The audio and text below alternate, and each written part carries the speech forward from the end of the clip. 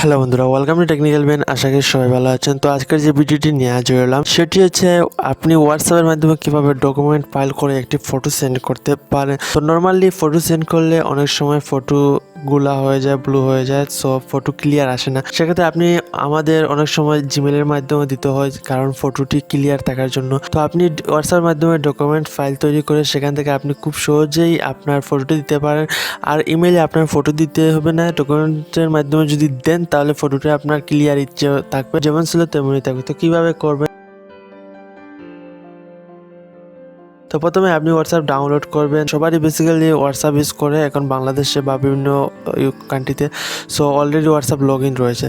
তো হোয়াটসঅ্যাপে এন্টার করবেন। এন্টার করার পর যাকে আপনি ডকুমেন্টস ফাইল করবেন তাকে সিলেক্ট করবেন। তারপর ক্যামেরার পাশে একটি আইকন আছে, সেটিতে আপনি ক্লিক করবেন। তারপর উপরে দেখেন ডকুমেন্টস ফাইল আছে, সেটিতে আপনি ক্লিক করুন।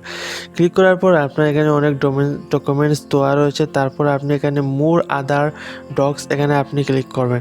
ক্লিক করার পর যেই ফটোটা আপনি এখানে দিতে চান সেই ফটোটি আপনি এখানে সিলেক্ট করবেন। তো একটি ফটো সিলেক্ট করলেন। সিলেক্ট করার পর এখানে আপনার সেন্ডে ক্লিক করলেন। সেন্ডে ক্লিক করার পর অটোমেটিক আপনার ডকুমেন্টটি চলে যাবে। তো এখানে ফটোটি আপনি দেখেন, ফটোটি আপনার চলে আসছে। তো এইভাবে আপনি ফটোটি দিতে পারেন। আপনার ফটোটি যেমন ছিল তেমন থাকবে, কোনো সমস্যা হবে না। আশা করি বুঝতে পেরেছেন। বুঝে থাকলে অবশ্যই কমেন্ট করে আপনার মতামতটি জানাবে এবং বন্ধুদের জানাতে শেয়ার করুন। নতুন হলে সাবস্ক্রাইব করে পাশে থাকা বেল আইকনটি ক্লিক করুন, যাতে আমাদের সকল ভিডিও আপনি সবার আগে পেতে পারেন। কোনো সমস্যা হলে আমাদের ফেসবুকে গ্রুপে জানাতে পারেন এবং সকল আপডেট পেতে আমাদের পেজে লাইক দিয়ে থাকেন। ধন্যবাদ।